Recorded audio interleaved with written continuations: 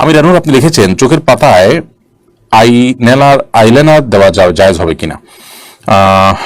আপনি আইলাইনার যদি দেন বা সাজসজ্জার জন্য দেন, তাহলে সেক্ষেত্রে চোখের সৌন্দর্য বৃদ্ধি করার উদ্দেশ্যে দিতে পারেন। স্বামী থাকলে স্বামীকে প্রদর্শন করবার জন্য, কিংবা মাহারামদের সামনে শুধুমাত্র এটি প্রদর্শিত হবে।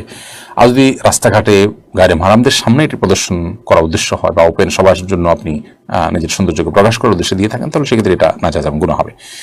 মিশু জেরিন, আপনি লিখেছেন অনলাইনে লুডো খেলা কি হারাম হবে? লুডো অনলাইনে হোক অফলাইনে হোক, উভয় জায়গাতে খেলা ইসলামের শরীয়তের দৃষ্টিকোণ থেকে নাজায়েজ কাজ, গুনাহের কাজ। কারণ এটা এমন কোনো খেলা নয় যে খেলাকে শরিয়া হালাল করে।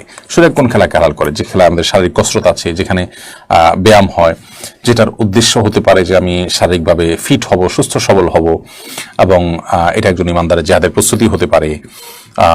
সুস্থ সবল থেকে বাদবন্দি করার সুযোগ তৈরি হবে, সেজন্য আমি এক্সারসাইজের অংশ হিসাবে এটি করছি, সেটা হতে পারে। এগুলো মানুষের মানসিক রিফ্রেশমেন্ট এনে দেয়।